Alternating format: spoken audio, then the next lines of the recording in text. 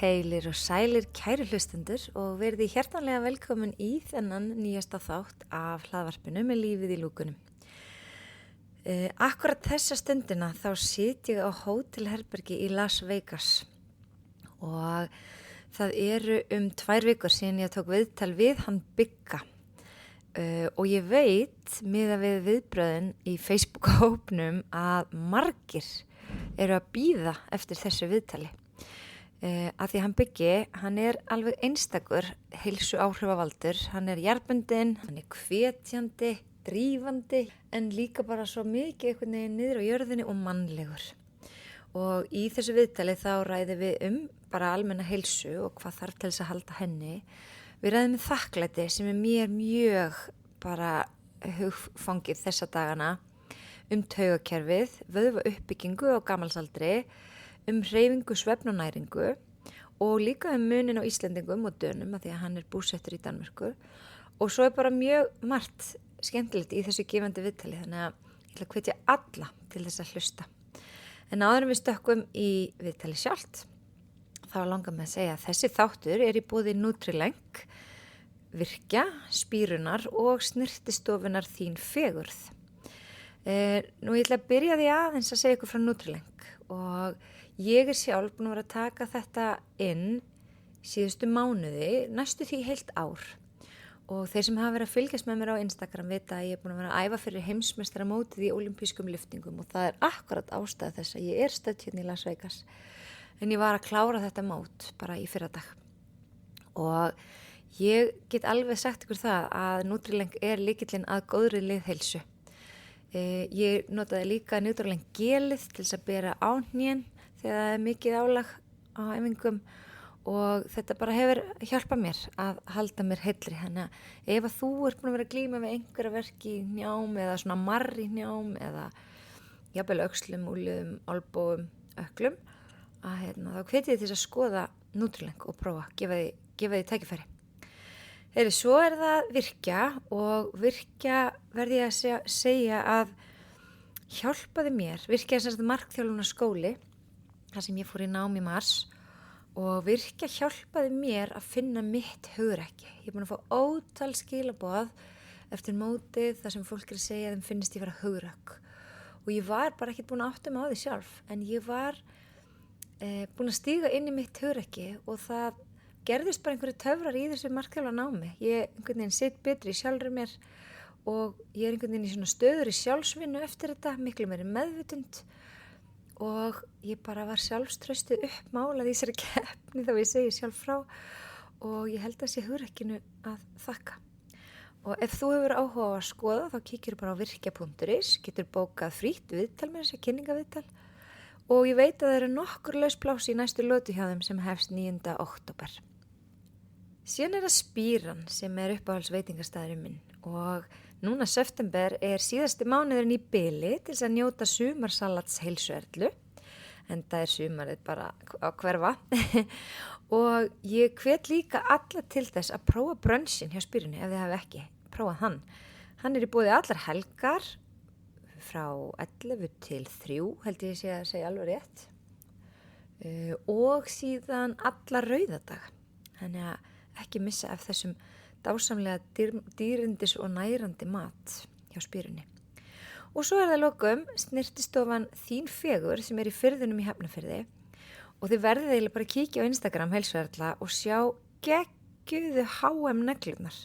Ég fór til þeirra og fekk neglur sem er eins og íslenski fáninn af því að mér langaði að vera að ég er svo stoltur Íslendingur og mér langaði að vera landi til sóma, þjóðinni til sóma og já, það er bara ótrúlegt tækifæri að fara að keppa fyrir Íslands hönd og þessar neglur eru bara truflaðar og það sést ekki á þeim þó það séu núna viku gamlar eða 2 vikna gamlar.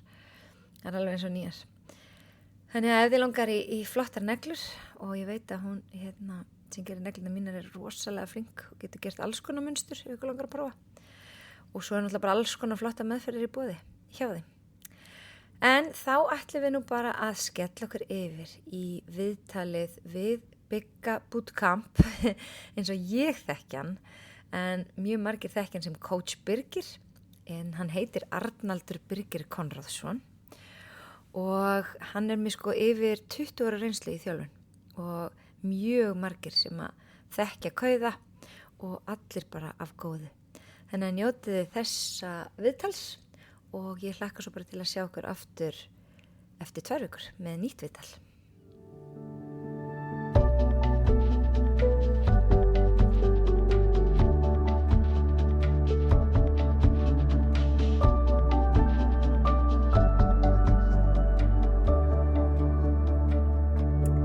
Vertu velkomin Biggi.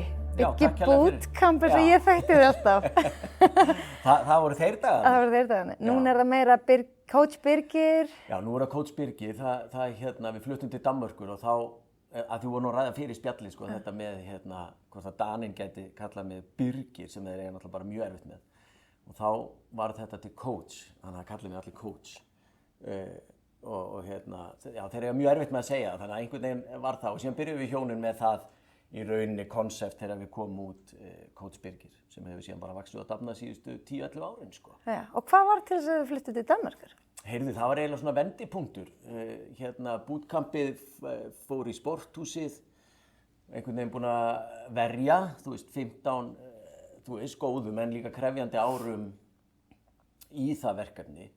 Það einhvern veginn svona, hvað var maður að segja, þú einhvern veginn, það var bara 15 ár þar sem að maður gerði lítið annað en akkurat það, sko, bara sofinn og vakin yfir því og síðan verða þessi tímamót og þá einhvern veginn bara svona, kemur þetta, af hverju ekki að breyta bara alveg til, sko, og við einhvern veginn svona, ég hafði búið í Danmörku sem barn í 2 ár og Linda, kona mín, hún hafði verið au pair í Þýskalandi, þannig að hvorugt okkar einhvern veginn hræddist á tilhugsun að færa okkur aðeins til, sko.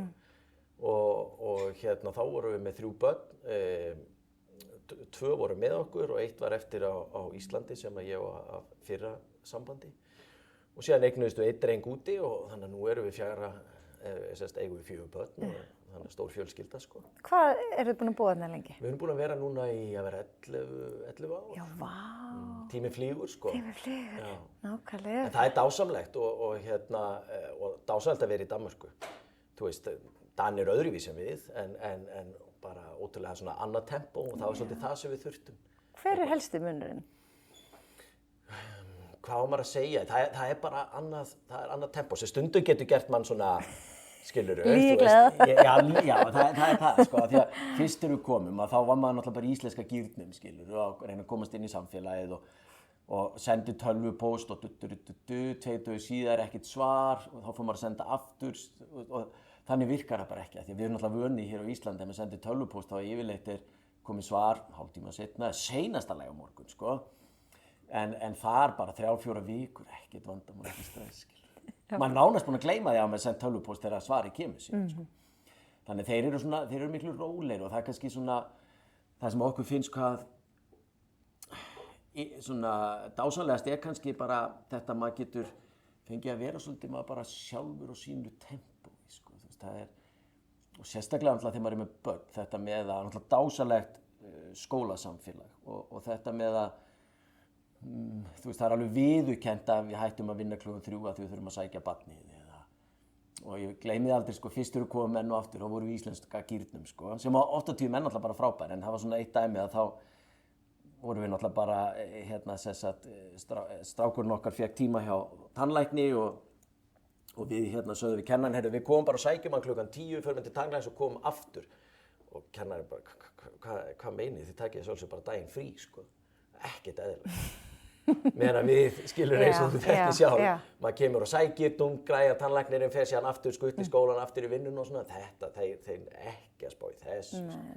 Þannig að það svona tempómunurinn og auðvitað, en það sem náttúrulega við Íslendingarnir höfum og það það sem Danirnir elska við Íslendinga, það þessi kraftur, sko, þeir elska að fá Íslendinga í vinnu eða, við kalla okkur alltaf the crazy Icelanders, sko. Ég held að þú vitir alveg af hverju, sko, við erum orkuboltar og getum gefið af okkur og erum dugleg og allt þetta, sko, þannig að þeir náttúrulega elska að fá okkur í vinnu eða fá okkur svona til þess að rífa sig áfram og svona, sko, en á sama tíma finnst við vera nett klikk, sko. Já, Mér dettur nú bara strax í hug. Heldur að burnout sé algengar á Íslandi en í Danmörku? Já, það er, nú vinnum við náttúrulega mikið með íslenska markað, sko. Og maður upplifir það mjög sterkt að það er þreyta, sko. Það er mikið álag og það er svona, og þetta er náttúrulega oft í umræðinni, en íslenska samfélagi er svolítið að taka breytingu sem Danir tóku kannski fyrir 20 árum síðan. Já, sæll. Og þetta er náttúrulega líka burnout í Danmörku og ég held að það sé líka bara svona, þú veist, tempóið hefur aukist alveg þar líka, en ég held að sé bara svona almennu kröfurnar og þú veist, í rauninni kannski umfram allt bara kröfurnar sem við gerum á okkur sjálf að vera svona hinsegin eða þurfa að ná þessu fram og svo framvegis, skilur. Þetta rekst maður mikið á í þjálfun og það er einhvern veginn þessar umfram kröfur sem við setjum á okkur sjálf sem eru í rauninni óþarfar, skilur mig. Það er dásamlegt að setja á sig kröfu en á endanum, eins og ég segi alltaf við fólk, sko, þetta með að við erum á endanum bara x batteri, sko, þú veist, við förum bara x langt, sko. Og við þurfum einhvern veginn að hlaða okkur líka á milli og það gerist ekki þó að, þú veist, við færum verkefnin einn dag til og svona eins og ég sagði við áðan, þú veist, þetta íslenska element er frábært, en það verður okkur líka ofta fallið því miður, sko. Og þannig að svona burnout almennt, já, ég held að sé og það er náttúrulega bara, það er að aukast gríðarlega mikið og maður eins og ég segja af því fólki sem við erum með, þá eru mjög margir sem koma til okkar af því þau eru búin að vera í burnouti og svo framvegis. Og það er náttúrulega, þú veist, það er ekki góð tilfinning, þú veist, sjálfur, þegar við tókum okkar tímabót, þá lendi ég sjálfur svona hálfpartinn á vegnum og það var í rauninu mér til gæfu þetta með að við fluttum út, sko, bara keyra niður tempóið, en það tók mér mörg ár. Að hægja á þér? Já, hægja á mér. Og líka venja mig við að vera að því að þú, einmitt, kynnti mig sem Bigga í bootcamp, þetta með að, þú veist, að því að við höfum alltaf okkar svona identity, sko, og það er erfitt að vera án þess að vera með identity. Og ég var náttúrulega búin að vera það svo lengi hérna á Íslandi og síðan fer ég út og þá náttúrulega bara, þú veist, ekkert identity, sko, ekki neitt. Þú veist bara að byrja frá byrjun? Já, þannig að maður þurfti bara að byrja alveg frá byrjun, en það er svo rosalega hollt og geta þá jafnvel tekið svona einhverjar stefnubreytingar í leiðinni og byggt á fyrir reynslu og þroskast í leiðinni og allt það. Það er bara, þú veist, það er dásamlegt tækifæri, en það er krefjandi og ég skil alveg af hverju fólk kannski næri ekki í rauninni að fylgja því alveg eftir að klára það, sko, skilurðu mig, af því að það er erfitt líka og þú veist, það er ekkert, það taka svona snúning er ekkert auðvelt, þú veist, það tekur, þú veist, að fara með heila fjölskyldu og flytja erlendis, það er alveg verkefni fyrir alla, en það er líka sameinar fjölskylduna, en það er samt, þú veist, það er verkefni fyrir alla, hvað sem er börnin eða okkur sem fullorðna fólkið er, sko.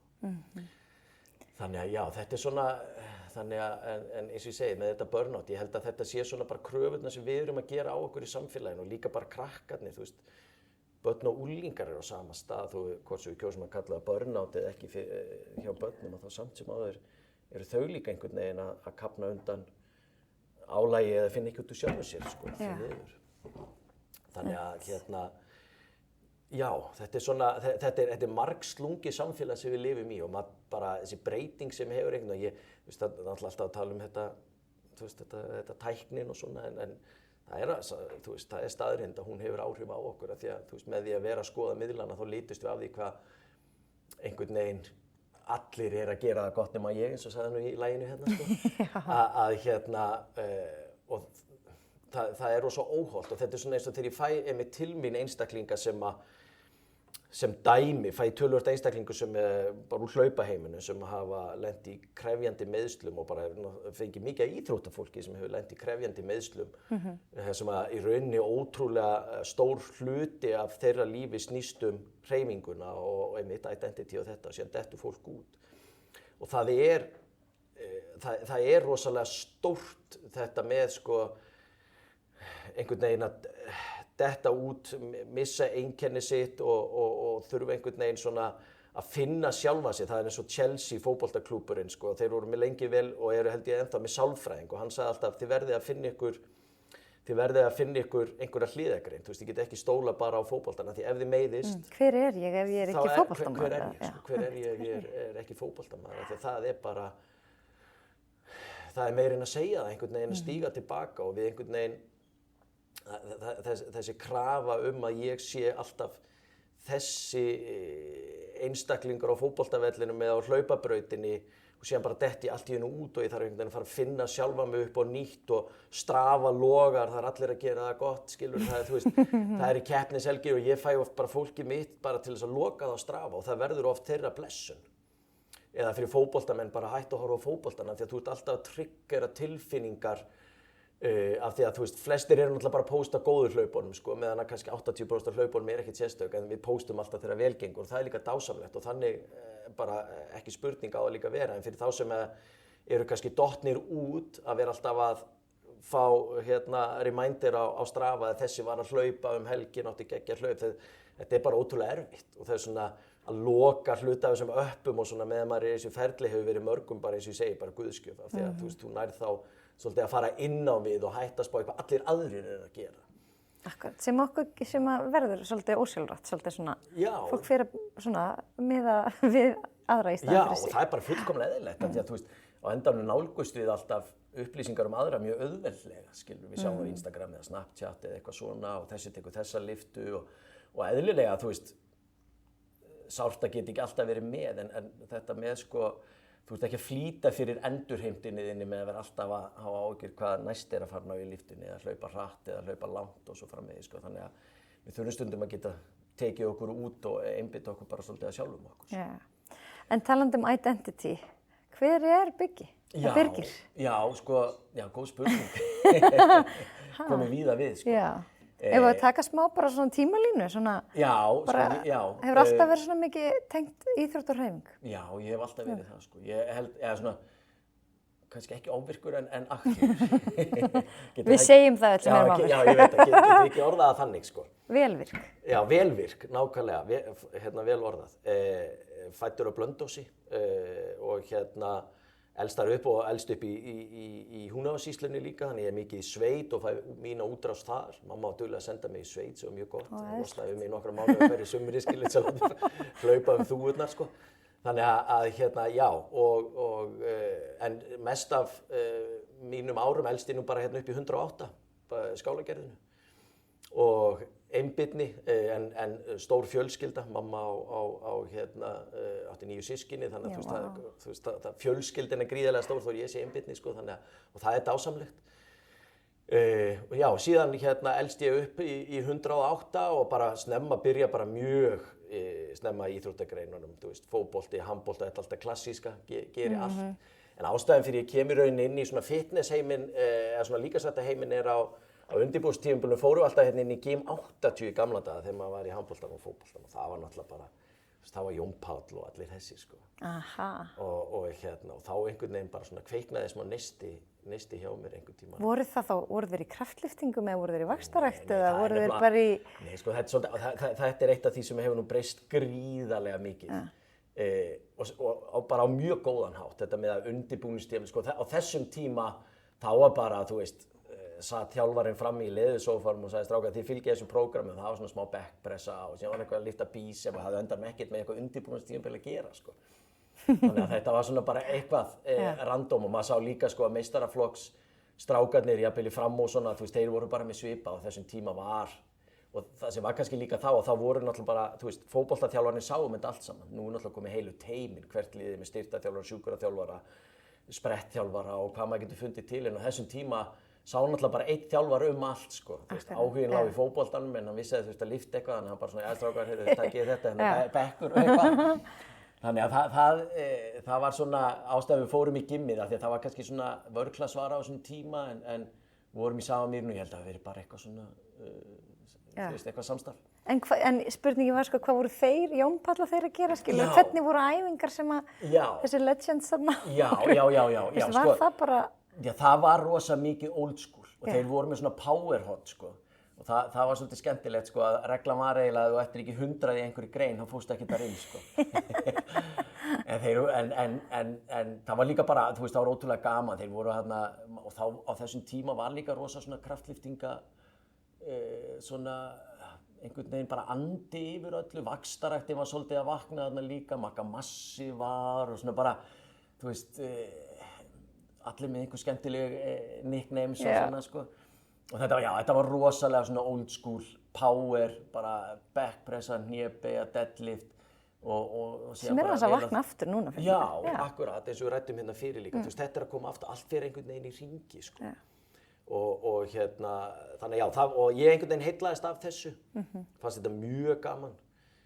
Fer að lifta og síðan einhvern veginn bara verði ég þarna fer síðan í fjölbrautaskóla með Ármúla sem á endanum bara næsti bara við, þú veist, það einhverjir 200 metrar á milli. Þannig ég festist ennþá meira í Gym 80 og samhliða því sem ég hérna 4 ár í Ármúlanum að þá festist ég ennþá meira og síðan einhvern veginn þegar maður hérna í Gym 80 þá fer maður að fá svona fyrirspurning hvort að, þú veist, því að maður var hérna meira og minna alla daga alltaf, sko, þú veist, fólk fer svona að spyrja mann út í hitt og þetta og það svona kveiknar áhuginn að jafnvel fara í eitthvað svona einkaþjálfunar eitthvað á þessum tíma, sko. Og þannig ég tek einkaþjálfaran sem þá var Issa á sínum tíma, Issa einkaþjálfun sem var í boði, ég tók það og byrjaði svona að þjálfa létt með og þá einhvern veginn verður það til. En á þessum tíma og alltaf frá því ég var, því að náttúrulega eins og ég segi, alltaf verið svo virkur, sko, velvirkur eins og þú segir, að þá langaði mér alltaf að fara í herinn, sko. Þar kemur líka svolítið hugmyndin af bootcampinu, þannig að mér langaði að fara í herinn en það er náttúrulega engin her á Íslandi og þá var í rauninni ekki mikið búið að opna fyrir að þú gæti farið erlendis í herinn. Hvaðan heldur þessi áhuga á hernum? Ég veit það ekki, þetta svo áhugavert, ég veit það ekki, ég einhvern veginn bara alltaf þessi þörf fyrir að ögra mér held ég, það er það, þú veist, og ég geri það ennþá í dag, ég alltaf svona að reyna að finna mér eitthvað, sko. Hver áskoranir? Já, en ég leyfi samt, sko, nú náttúrulega komið börn og konur og svona, ég er alveg að svona, þú veist, halda þessu, en fundið mér bardaíþrótt í dag sem að henda mér, þú veist, ég get ögrað mér þar, sko, en það hefur alltaf verið þessi þörf fyrir einhvern veginn að ögra mér eitthvað. Þannig að, já, herinn var ekki í boði, en á þeim tíma var svolítið, sko, svona í kringu 98, 7, 8, 9, þá svona komin svona lífvarða umræða. Þú veist, þá eru farnir að koma hérna einstaklingar sem farið að biðja þessa þjónustu og þá voru 2 einstaklingar sem að voru, þetta var svo lítill heimi þá, kannski 5 einstaklingar, þú veist, einn hafði farið í frönsku útlendingahersveitina og maður fór svona að heyra af því að það væri eitthvað hægt að gera, sko. Og 2 voru búin að vera í Írak og ég svona, það er einhverju möguleikar. Þannig ég fór að skoða netinu og finna að svona leiðir aðeins kannski svolítið að taka svona bodyguard nám, sko, svona að fara í lífvörðin. Ég hugsaði að það geti alveg verið, því þá farið það samt að leika með byssur og allt svona. og reyna mikið líkamlega og andlega á mig í leiðinni, svona bara þessi áskorun. Þannig ég fer á 2 námskeið, eitt í Bretlandi og síðan í Suður Afríku. Hvað ertu þá 20, eitthvað svoleiðis? Já, bara rétt 20, sko. Og hendaði mér fullkomlega þá, þú veist, það var bara eitthvað sem ég þurfti og sé alls ekki eftir í, sko. Og síðan fórum við einu sinni í svona Navy Seals búðir þegar við vorum með bootcampið, ég og Evert og Róbert fórum í svona Navy Seals búðir í viku. Já, hvernig kynntist þið 3? Þið 3 stofnaðu þessu bootcampið? Já, sko, það var þannig að já, út frá þessu fæ ég svona þessa tilfinningu einmitt með bootcampið, þú veist, þannig er ég búin að vera í einkaþjálfun, fer í þetta og þetta verður svona, þetta er svolítið sniðugt kombo, þú veist, að bjóða upp á líkamsrækt sem er svona svolítið harðari, svolítið svona mental toughness og það er rauninni það sem gerir bootcampið síðan eins vinsælt og það var að fólk var svona alveg ítt og svona eftir á að hyggja kannski, þú veist. Byrjaði eitthvað svolítið skart. Já, byrjaði svolítið skart, sko. En allir komist vel frá eða svona að ég best veit, sko. En hérna, já, og þá kemur Róbert til mín í þjálfun á þessum tíma og Evert kemur til mín í þjálfun og þá á þessum tíma er mjög mikið að gera hjá mér í einkaþjálfun og ég nefnaði Róbert að hérna, hvort það sé ekki til að því að, sem sagt, Hnefafélag Reykjavíkur hefur samband við mig, þá eru þeir með aðstöðu í Skeifunni, hvort að ég vilji mögulega nýta mér aðstöðuna því að þeir eru með svo mikið lausum tíma. Og ég segi já, og þú veist, þá einhvern veginn svona skapast plássið fyrir að byrja með svona námskeið. En ég átti svolítið ekki mikinn tíma í að vera með námskeið, þannig ég hef samband við Róbert og, hann var náttúrulega hjá mér í þjálfun, en ég nefndi þetta við hann og út frá því spyrst þetta og Evert kemur síðan með okkur inn og síðan bara einhvern veginn hefst þetta ferli og þetta er náttúrulega alveg gríðarlegt ævintýri í mörg ár sem verður síðan bara alltaf stærra og stærra og hérna en eins og ég segi, þú veist, tók alveg gríðarlega á mikil tími og þú ert einhvern veginn, þetta er svona bara sprotafyrirtæki og þú einhvern veginn bara gefur allt sem þú átt í það, sko. En var það rosa vinsælt? Gríðarlega vinsælt og sérstaklega, þú veist, við vorum alltaf svona hermannabragur á þessu fyrst og já, þú veist, gáum út 2 bækur, við erum með, sko, Við fáum sko Navy Seals, þá sem við fórum á námskeið út, við fáum þá hérna 2 eða 3, Skjár 1 tekur upp þáttaröð sem var mjög vinsæl af Íslendingum vera hérna, þú veist, kastandi upp og eitthvað. Undanfari Biggest Loser, nema heilbrigðari. Já, einmitt. Svona við hvernig Biggest Loser var greinilega það sem er að koma fram, að þá kannski var þetta, en já, þannig að þú veist, en þetta var alveg nýtt og hérna, og bara svona einhvern veginn hrist upp í samfélaginu, þú veist, og fengum bara, já. En síðan náttúrulega var til ýmislegt út frá þessu, þú veist, það er náttúrulega fullt af námskeiðum sem var sprottið út frá þessu og bootcampi lifir náttúrulega en þá bara góðið líf í sporthúsinu og hérna en komið fullt síðan bara af svona hópatímum sem eru svolítið í þessa áttina. Crossfitið kemur síðan upp á ekkert mikið seinna og nær náttúrulega 2009? Já, akkurat skilur við, þú veist, við erum 2004.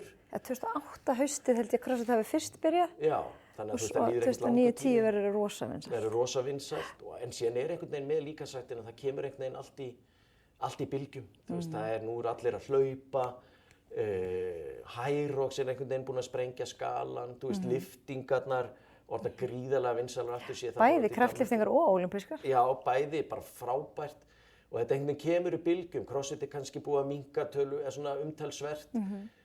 Og það líka held ég sé bara hluti af þessu, allt finnur sitt jafnvægi, þú veist, það kemur alveg sem að Hyroxi, það springur upp í einhverjar víddir sem maður hefur nánast ekki séð áður og finnur sitt jafnvægi, allt lifir þetta en það er mjög gaman að sjá liftingarnar, það sé ég úti, þú veist, það eru 6-7 milljónir sem búið í Danmörku og mikið af líkamsræktarstöðum og alveg ótrúlega mikið af ungu fólki sem er komið inn í líkamsræktarstöðar og er byrjað að lifta, bara svona þessar old school liftingar sem við þekkjum.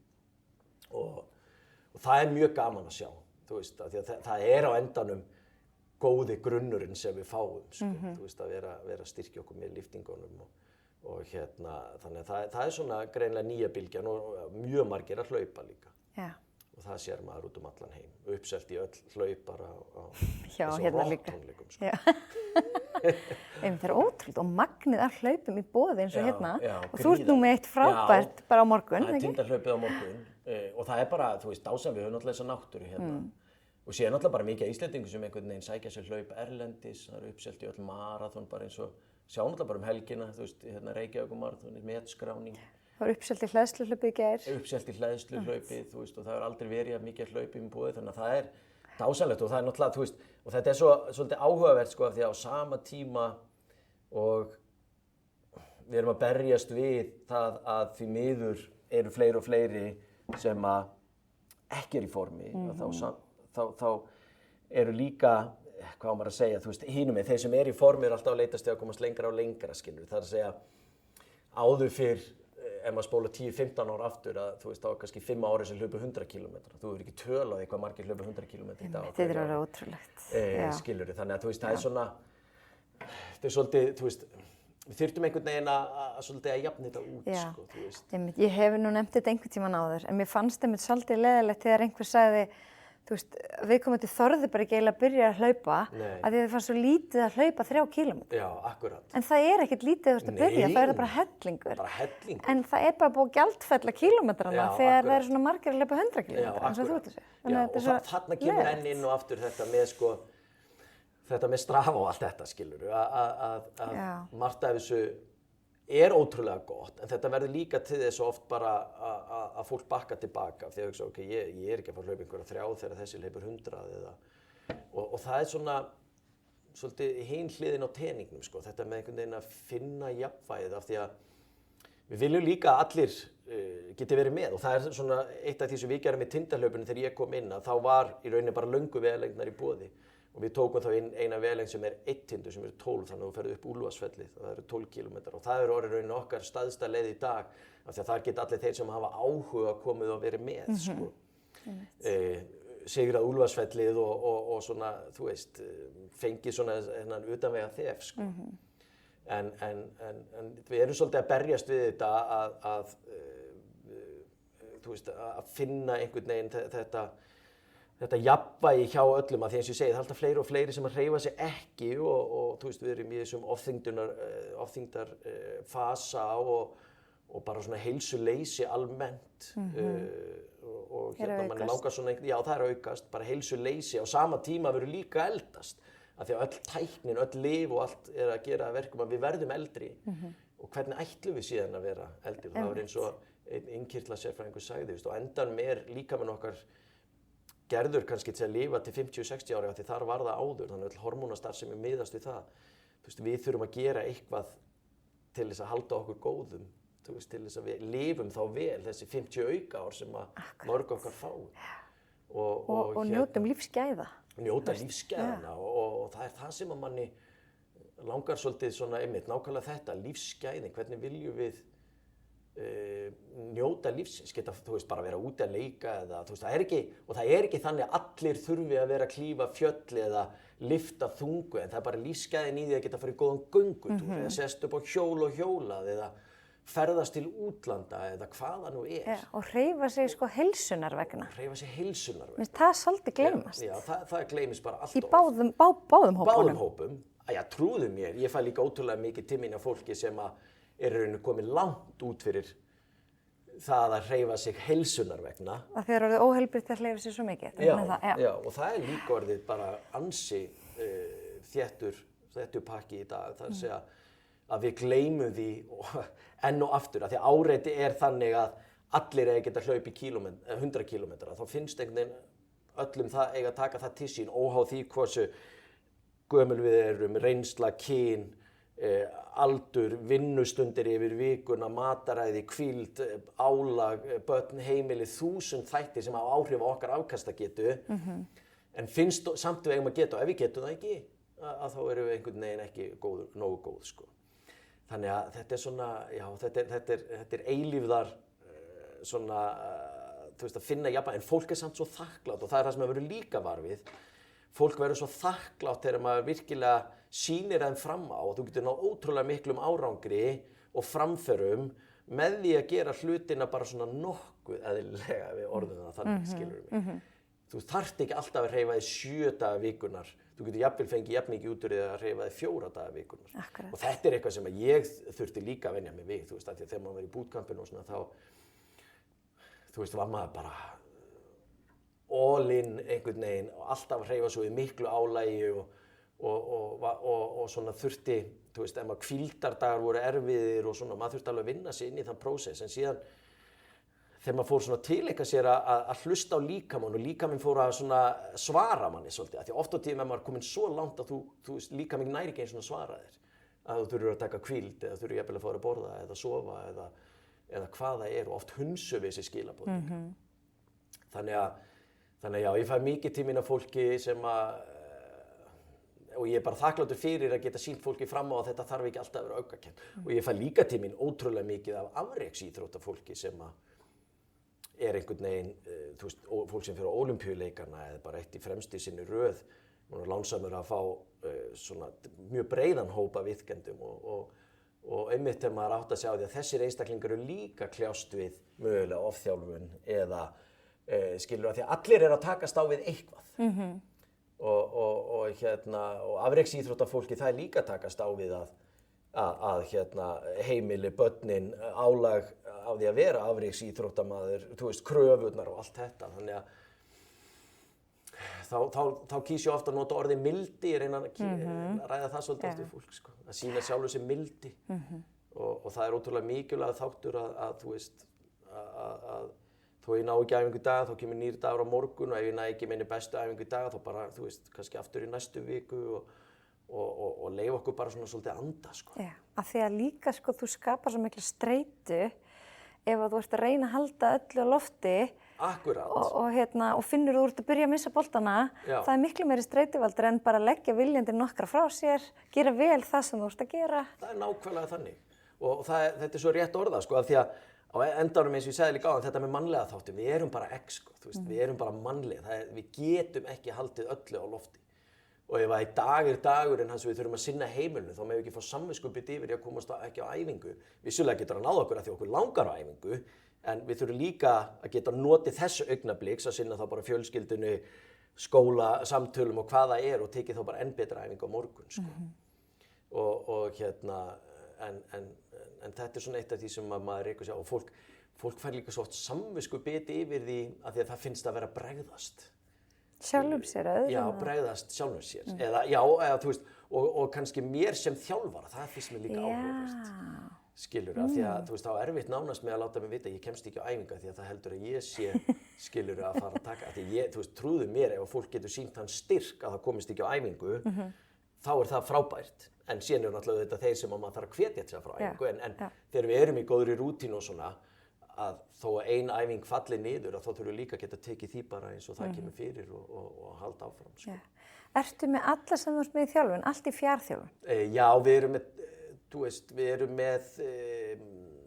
erum með hópa á netinu, við erum einstaklingsfjarþjálfun og síðan erum við með nokkra viðskiptavini úti sem við svona, nýtum góða veðrið í og förum þá út og hittu og látum við gera æfingar. Það er ekki eitthvað sem við leggjum áherslu á en það er samt ótrúlega svona gott að komast aðeins út í súrefni, þjálfa fólk úti, vera svolítið hands-on, spjalla stíga frá tölvunni en stóri svona markhópurinn okkar á netinu og við erum með nokkra hópa og við erum með svona einstaklingsfjarþjálfun. Hóparnir eru, þú veist, við erum svona, notum sterk konseptið þar sem við erum með sterkar á breytingaskeiðinu, sterkir hlauparar, hjólarar, sterkar liftingar, sterkir kallar og sterkar konur og þetta er svona ólík námskeið og þar kemur inn í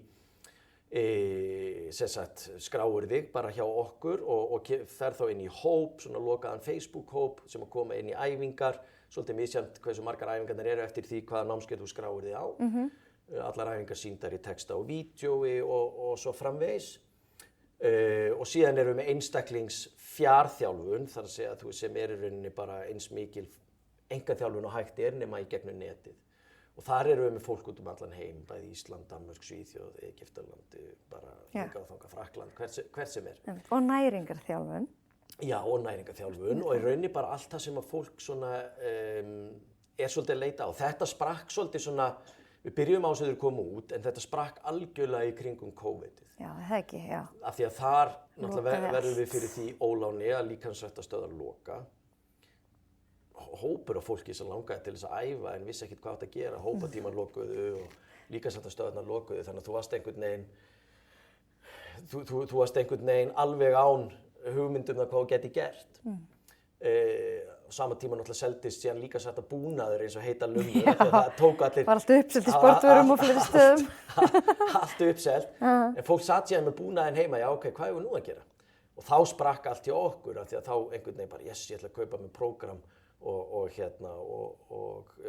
þá kom fólk svona eins og ég segi ýmist í hópa eða bara einstaklingsmiða prógram og svona.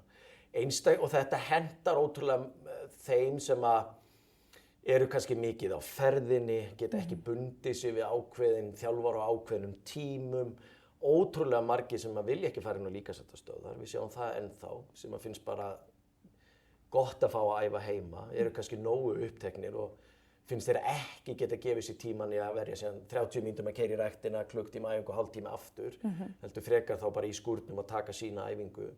Við reynum að sjálfsögja hvetja fólk til þess að brjóta það líka upp og fara þá út á móti og svona, en þannig að þú veist, það er ótrúlega stór markaður fyrir þá sem að kjósa að æfa með miklu aðhaldi, en ekki endilega þurfa að mæta í líkamsræktarstöð á ákveðnum tímum. Það er svona, ég held að við metum frelsið okkar ótrúlega mikið líka í dag, sko. Algjörlega. Að geta farið þegar við viljum.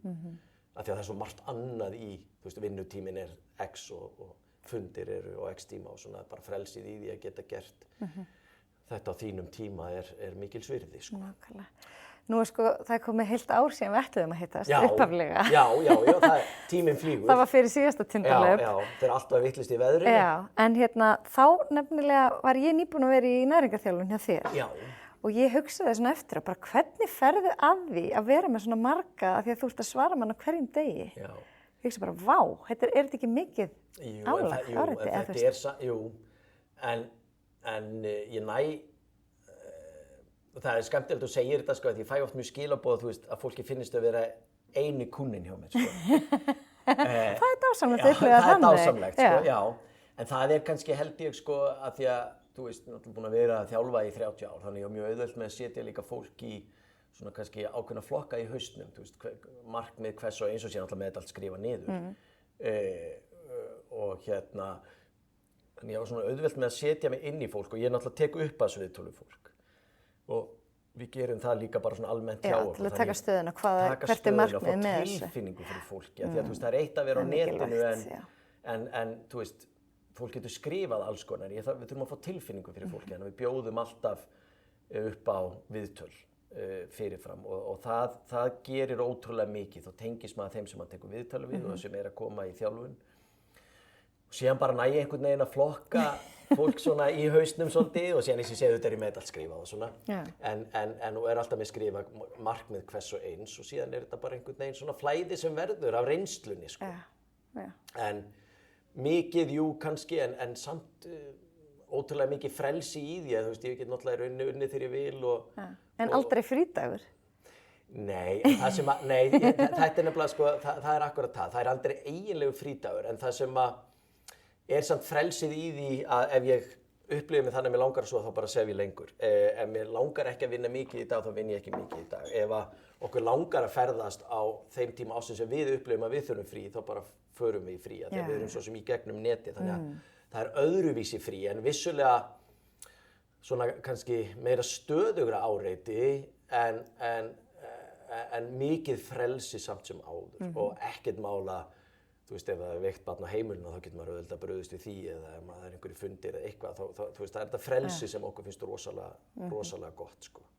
Þannig að þetta er svona, þetta er svona smá bland, sko. Já, nákvæmlega. Nei, mér fannst það gott að vera í höður, sko. Já, takk fyrir. Ég hugsaði líka, sko, þegar ég skráði mig að alveg svo sálfræðinga þurfa að fara til sálfræðings og allt þetta, þá fannst mér bara ótrúlega mikilvægt þó ég kunni þetta og viti þetta. Það stundum bara þarf maður aðhald og bara koma sér að stað og það sem er svo mikilvægt ef einhver er að hlusta og finnst hann ekki geta leitað sér aðstæður því hann veit allt, þá vitum við aldrei allt. Nei, skilurðu, og fyrir utan það þó ég viti allt að það er ekkert endilega að ég geri það. Nei, og það er bara líka þetta, sko, daginn sem við höldum að við kunnum allt, þá held ég að hættum að þroskast. Af því að við þurfum að þetta stöðu áreiti og við þurfum að ögra okkur og við þurfum að leita út fyrir og þú veist, og við erum ótrúlega duglega að, þú veist, búa til, eins og ég og Linda búa til æfingar fyrir hvort aðra annað eða ótrúlega margar síður sem við skorum til að fá hugmyndir eða æfingum og það er bara fullkomlega eðlilegt, þú veist, eins og þú segir, sálfræðingar fara til sálfræðingar og klipparar fara til klippara og við fáum mjög mikið af þjálfurum og ég elska að fara í mína, þú veist, bardaíþrótt og þar er verið að augra mér bæði líkamlega og andlega og svona, þannig að og við elskum að búa til æfingar fyrir hvort annað og þú veist, að því að maður er svo ótrúlega, og sérstaklega þegar maður eldist, en maður er svo ótrúlega fljótur að þrengja alltaf ramman. Hvað maður getur og getur ekki og það er það sem að gera það verkum að við eldumst af því að við teljum okkur trúum að við getum ekki eitthvað. En það er á endanum ekkert sem við getum ekki gert, sko. Það er þannig, vissulega eru verkefnin misstór en það er algjörlega undir okkur komið að þú veist, hefja vegferðina og komast þangað. Það eru vissulega hindranir á leiðinni en ef okkur langar þangað þá getum við farið þangað. Finnst þér, nú ertu náttúrulega með svakalega stóran kunnahóp, þannig að kannski erfitt að sjá eitthvað svona þema, en er eitthvað svona algengasta ástæðan fyrir einhver leitar til ykkar? Já, ég held að sé, það er svona ólíkt en það er samt svona mörgum langar bara að pröfa eitthvað nýtt. Og það er það sem maður líka hvetur fólk til þess að gera og ég segi alltaf að því að fólk er líka oft þegar ég tek upp á sviðtali þá svona ég skráði mig, veit kannski ekki alveg af hverju ég skráði mig en mér fannst ég þurfa að skrá mig eða skilurðu mig og það er þetta með að ég held að fólki langi bara að pröfa eitthvað annað, stíga út fyrir ramman og sérstaklega fyrir fólk sem er vant að æfa eins og þú þekkir bara sjálf þetta með að pröfa eitthvað nýtt, gera eitthvað nýtt, það er bara svo hollt sko. Og síðan náttúrulega er grunnur fólks ólíkur sem kannski lendi í meiðslum og þurfa að vinna með það og síðan eru kannski með hlaupara sem eru búin að eiga langt hlaupasíson og langar til að stokka upp og taka styrkum veturinn og svona þannig að þú veist, fólk kemur svo sem á ólíku forsendum en það er þetta með að kannski vilja pröfa eitthvað nýtt og svona síðan náttúrulega líka þú veist, heyrir margir sem að tekur við þetta, já, ég er bara búin að heyra svo gott af ykkur, hann ég ákvað að pröfa sem er líka mjög gott sko. En ég held að sé bara þetta einmitt að fólki langi kannski bara svona, þú veist, reyna eitthvað annað og fyrir sumum hendar ótrúlega vel að gera þetta svona, að æfa á netinu og síðan bara öðrum sem finnst betra að fara í tíma og þú veist, þurfa að mæta í ræktin og eitthvað og það líka frábært, þú veist, við erum ekki endilega, þú veist, við erum lausnina fyrir þá sem kjósa að nýta sér eins og við erum að bjóða, við erum ekki að reyna, þú veist, maður gerir líka mistök held ég að maður ætlar að reyna að fanga alla og telja sig vera fyrir alla. Við erum líka ótrúlega duglega að segja við fólk sem bara finnur sig ekki að gera þetta á netinu, þú veist, endilega farið þá frekar og fyndið einkaþjálfari líkamsræktarstöðu sem að nær til þín og alveg sem með sálfræðinga, þú veist, það er ekki þannig að þú matchir bara með fyrsta sálfræðing, kannski þarf að pröfa 2 eða 3 áður og finnur það rétta. Og það með líkamsræktina, verður duglega að pröfa eitthvað, þú veist, pröfa að hlaupa, ef það er ekki þú, pröfa að fara að lyfta, ef það er ekki þú, pröfa eitthvað annað, ekki gefast upp bara því að þetta nær ekki til þín í fyrstu umferð, sko. En nú eru þið með þarna sterkara breytingaskeiðina. Já. Og mér finnst það vera svona vaxandi umræða sem betur fer. Já, hvernig þjálfun eiga konur á breytingaskeiðinu að stunda? Já, þú veist, og það er kannski, já, þetta er stór umræða, sko. Og mjög áhugaverð umræða, því að við erum líka ennþá á þeim stað að svona, þetta með breytingaskeið er ótrúlega nýtt einhvern veginn, þú veist, það er bara eins og kannski verður var við í umræðinni. En getur, ég fer kannski ekki, eða þú veist, kallar fara líka á breytingaskeið, en ég upplifi kannski eins og í Danmörku, sko, ég ákvað að senda á lækni mína, því mér langar að mæla testosterónið mitt, það er ekki hægt. Þú veist, þeir mæla ekki testosterón en þú getur farið þá bara og borgað einhverju prívatlækni fyrir það og mér langar að pröfa það, en það segir kannski ýmislegt að, þú veist, hvað við erum, og sérstaklega kannski á köllum, hvað við erum ennþá langt á eftir að þú veist, svarið er bara nei, við erum ekki að mæla nema, þú veist, eitthvað sérstakt komið upp á. Ég held að sé eins hérna heima, sko. Já, akkurat, og maður heyrir á rosalega mörgum sem fara til læknis og fá bara í rauninni ekki góða viðtökur. Þú veist, læknar sem nánast ekki trúa á breytingaskeiðu og svo framvegis. Á sama tíma og maður getur virkilega og raunverulega séð munin á þeim sem að eðli málsins samkvæmt fara og fá þú veist, leiðbeiningar það hvernig átt að hreyfa þig mataræðið og svo framvegis. Og því oft á tíðum, og hérna, maður horfir tilbaka á breytingaskeiði var oft hjá konum bara afgreitt sem, sko, ó, Jesús, hún er svo þreytt og leiðileg hérna heima, sko. Þú veist, þetta var einhvern veginn bara, þú veist, farið til sálfræðings á sama tíma og þetta átti einhverja rót, sko. Þú veist, þetta var, og breytingaskeiði byrjar snemma, kannski bara strax eftir 30, en þessu var alltaf bara ýtt frá hérna, að því að, þú veist, hún var bara orðin geðill eða pirruð og eitthvað svona. En sem betur fyrir þetta vakna og meiri rannsóknir sýna að hreyfingin, mataræðið og svo framvegis hefur ótrúlega mikil áhrif bæði á kalla og konur þegar kemur að hormónunum og það er náttúrulega sem að breytingaskeiði snýst það er þessi hormón. Og margar konur náttúrulega enda á því að fara að taka hormón og margir kallmenn þurfa að taka hormón líka en við getum gert ótrúlega mikið sjálf og þar kemur náttúrulega hreyfingin, lyftingarnar sérstaklega sterkar inn. Akkurat. Og síðan er svo sem alltaf rannsóknir svona aðeins að flögra til og frá en það er mikið áhersla á lyftingarnar, stutta lotuþjálfun en burtséð frá breytingaskeiðinu held ég við þurfum öll að vera ótrúlega meðvituð vöðvamassann okkar af því það er hann sem að mun gera það að verkum að líkaminn standi undir sér eins lengi og við kjósum. Af því að það sem að gerist með aldrinum og bara strax eftir 30 er að vöðvarýrnun eykst. 5% á árið eitthvað, er það ekki eitthvað svolítið? Eftir 35 ára? Jú, akkurat og ef það er ekki sporna við því og margir svona einhvern veginn ég hugsa bara vöðvamassin, þú veist hvað hann að gera fyrir mig en hann er bara forsenda alls, hann er forsenda einmitt hormónastarfsemi, hann er forsenda grunnbrennslunar í líkamanum. Því meiri vöðvamassi, því meiri orka sem við þurfum og betri beinheilsa. Betri beinheilsa, betri efnaskipti, flæði, þú veist, og við stöndum betur undir okkur og svo framvegis. Þannig að ef það er eitthvað sem maður ætti að segja við fólk, þá er að styrkja sig. Og einmitt eins og að tala áðan þetta þegar maður er að eldast, hvernig ætlum við að vera þegar við verðum eldri. Mér langar allavega, við vorum ofta rættuð það heima, þú veist, hversu lengi ætlum maður geti gert upphýingar? Hversu lengi ætlum maður geti farið niður og gert eitt burpees eða eitthvað svona, skilur við. En sem betur fer, og maður sér svo sem í ræktinni okkur, er alltaf fleira svona eldra fólki að koma og hreyfa sig og styrkja sig. Og þetta er líka mikil svona vakning finnst mér á jákvæðan hátt, þetta með að fara og lyfta einmitt eins og segir beinheilsan og bara svona almennu styrk og sér náttúrulega fyrir utan andlegu hlíðina. Akkurat. Þú veist, að þarna hleypur út góðu hormónunum með því að hreyfa þig og bara þú veist, sjálfstraust, sjálfsímynd og svo framvegis. En sko vöðva uppbygging á innan gæsalappa gamals aldri, þú veist, hún náttúrulega miklu erfiðari. Hún erfiðari, sko, vissulega, en það samt ótrúlegt hvað líkaminn fljótur að taka við sér. Og það það sem er svo gaman þegar fólk einhvern veginn bara svona, vá, ég vissi ekki að það væri hægt, sko. Og þannig að, þú veist, það alveg verið sýnt fram að þú getur bætt á þig vöðvamassa í rauninni ævina á enda.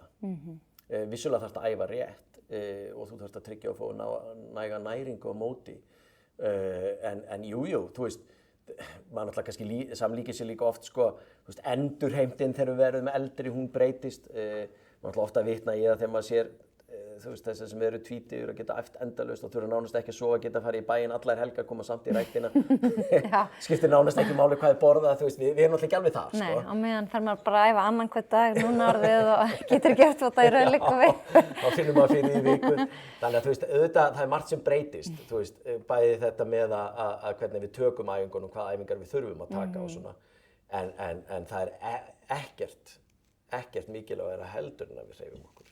En bara líka vera dugleg eins og ég segi, finna okkur það sem okkur finnst spennandi. Þó að við getum rætt hér mikilvægi þess að fólk fara og lyfta, en þú veist, ef það bara ekki áhugasviðið þitt, reyndu þá að fara og gera eitthvað sem allavega ögrar líkamann. Ganga upp tröppur. Ganga upp tröppur, þú veist, úlfarsfellið, eða það jafnvel bara að skrá sig í, þú veist, eitthvað, oragrúi af alls konar, súmba og þú veist, keilu eða eitthvað, bara eitthvað sem ögrar þínum líkama á sáli leiðinni, sko, því það það dýrmætasta. Og ég fann það bara svo eftir að ég byrjaði núna fyrir rúma ári í Krav Maga sem þessi sjálfsvarna íþrótt sem ég í, að þú veist, nú ég samt búin að æfa síðan ég var 17 ára gamall, eða löngu svo sem fyrir það, en bara það að fara og gera eitthvað nýtt, þetta var bara, þá kemur einhvern veginn allt önnur hreyfing, skilur. Þú veist, læra að detta eða, þú veist, hugsa öðruvísi, beita sér öðruvísi, hliðarhreyfingar, þú veist, bara allt þetta og þá maður átt að sjá því að líkaminn svo til í þetta, sko. Mér finnst þetta svo gaman. Og þannig að þú veist, bara endilega finnið ykkur eitthvað. Golf. Gönguskíði. Við getum haldið áfram. Það nú eitthvað sem vaxið gríðarlega. Golfið svo vinsælt, gönguskíðin hafa sprungið út. Gera eitthvað sem skemmtilegt og fjölbreytt. Og ekki hafa áhyggjur af því að við eigum að vera að gera alltaf allt eins og hinir. Það líka, þú veist, að fólk má ekki líða illi við því af því að það vill ekki fara inn í líkamsræktarsal eða finna skömmin í því að það, einmitt eins og þú sagðir áðan að þú veist, finnst valla að taka því að fara út að hlaupa 3 kílómetra því allir hinir að hlaupa 100 eða eitthvað. Það kolránt. Það má ekki vera þannig, sko. Við eigum að, þú veist, öll hreyfing góð. Það það sem við viljum sem þjálfarar og svona út frá heilsunni, þú veist, bara kynna, sko. Já. En talandi heilsu, því ég spyr alla sem koma til mín, hvað heilsa? Hvað heilsa fyrir þér? Já, sko, að þú spyrir mig núna, að þá segi ég sambland af andlegri og líkamlegri heilsu. Og heilsa að hugsa vel sig. Gera svona hóflega kröfur á sjálfan sig og í rauninni bara svona, já, þetta blanda af líkamlegri og andlegri heilsu, það finnst mér ótrúlega mikilvægur þáttur að þú veist, þú getur eiginlega ekki ræktað bara andlegu hliðina og skilja líkamlegu hliðina eftir eða ætla bara að taka líkamlegu hliðina og ekki taka andlegu hliðina.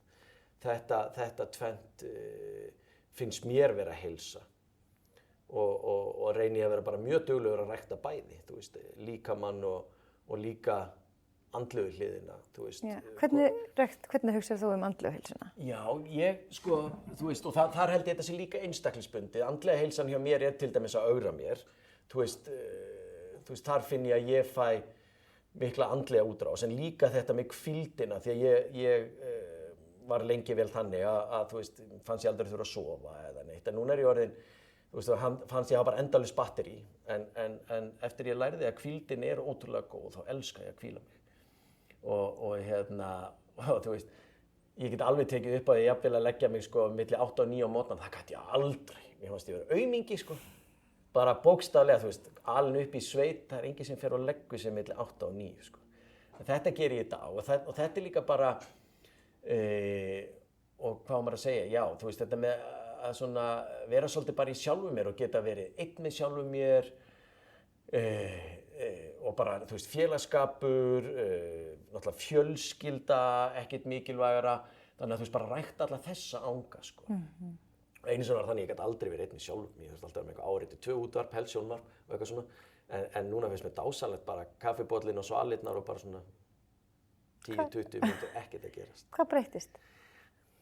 Þetta er alltaf bara að vinna, sko, þú veist, og konan var mjög dugleg að pressa mig í þessa átt líka, sko, og síðan einhvern veginn bara svona, já, þú veist, mér fannst líka gott, ég fór til sálfræðings, skilur, mér fannst það hjálpa líka svona að fá fullt af verkfærum til þess að nýta mér, og síðan líka bara svona, þú veist, bara svona almennt einhvern veginn bara svona, þú veist, þessi fróðleikur, nú getur maður alltaf lært margt á netinu, sko, þannig að þú veist, öndun, þú veist, þakklæti, það finnst mér ótrúlega mikilvægt. Ég er að tileinka mér mikið þakklæti, af því að, þú veist, á endanum það þannig að 80% af hugsunum dagsins, þær eru neikvæðar í grunninn. Og við þurfum einhvern veginn að snúa því við. Og ef við leyfum því bara að gerast, þá er mjög auðvelt að nánast allar hugsanir dagsins verði neikvæðar, af því að við erum svo, hugurinn á okkur hann er svo margslunginn, sko, hann vill alltaf fara með okkur þangað. Þannig að ég reyna að tileinka mér þakklæti og það finnst mér frábært, til dæmis alltaf í lok dags, sama hversu dagurinn var ömurlegur, að reyna að þakka fyrir eitthvað. Það getur verið svo lítið, það getur verið, þú veist, bara þakka fyrir það að hafa gott veður, skilur. Eða þakka fyrir það að kaffið, það bara smakkaðist ekstra gott, eitthvað svona. Og þetta hleypir fram góðum hormónum, þetta kannski hljómar fáránlega, en þetta raunverulega virkar. Þannig ég gef mér svona 10 mínútur í lok dagsins og bara þakka fyrir þessar hluti. Það er ótrúlega hvað þetta hefur áhrif á bara augnabliki sem maður er í núinu og þá fer maður átt að segja á því. Það var bara ótrúlega margt gott við daginn þó hann hafi samt verið ömurlegur, skilurðu mig, og hefur líka góð áhrif hvernig maður ætlar að koma inn í næsta dag og eftir. Þetta er nefnilega líka svo merkilegt. Ég er búin að vera að vinna markvisst með þetta bara síðustu ár. Já. Þegar maður fer að iðka þakklæti, þá fer maður að taka miklu, miklu betur eftir.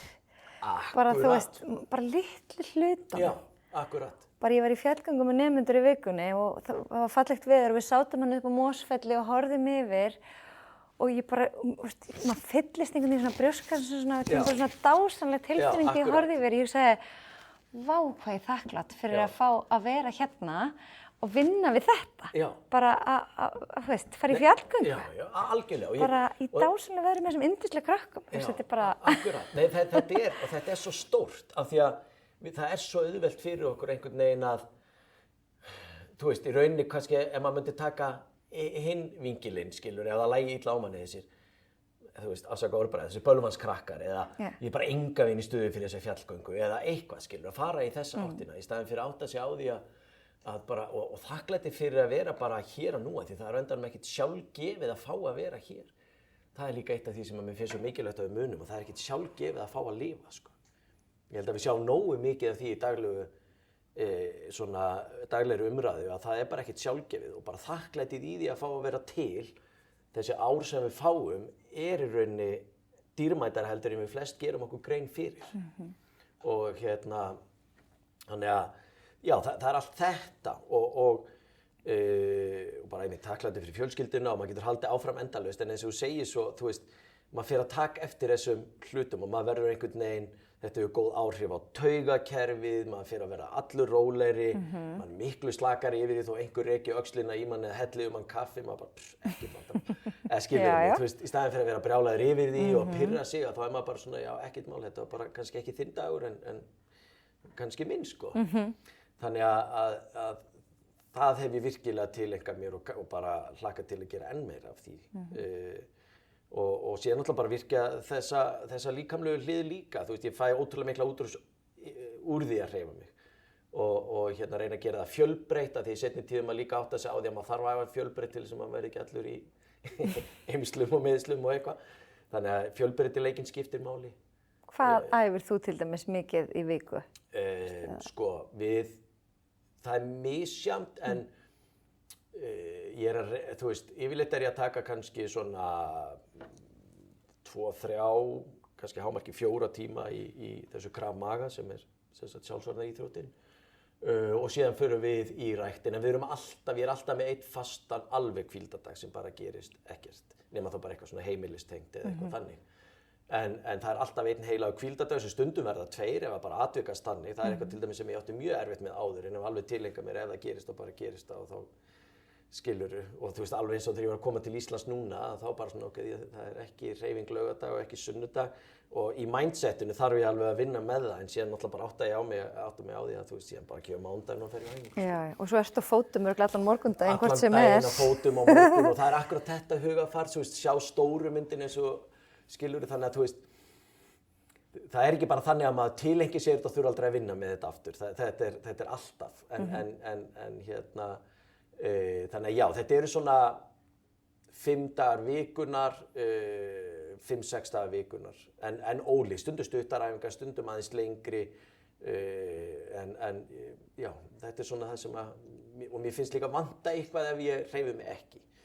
En síðan búið í Danmörku, þannig að við hjólum líka töluvert. Já, sem skiptir máli. Og það er það sem við mitt hefur lagt mikið upp úr að fá inn þessa daglegu hreyfingu.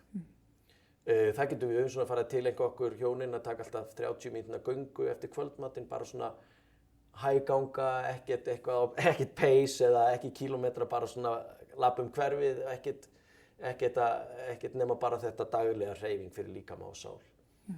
Og okkur finnst það oft gott líka bara, þú veist, skýra daglega hreyfingin, ekki einhver kvöðum að þurfa að heita eitthvað hardcore eitthvað sko. Já, akkurat, öll hreyfing er hreyfing. Öll hreyfing er hreyfing, þannig að já, við en bara, þú veist, þessi líkamlega og andlega ræktun er bara einhvern veginn ég í grunninn, sko. Þú veist, ég held að það sé eitthvað sem að vissulega, og ég held að maður bara, þú veist, allan fæddist held ég bara þannig að vera freka virkur og þörf fyrir að hreyfa mig, sko. Já, einmitt, sko, þú ert nokkra sem er búin að nefna taugakerfið. Já.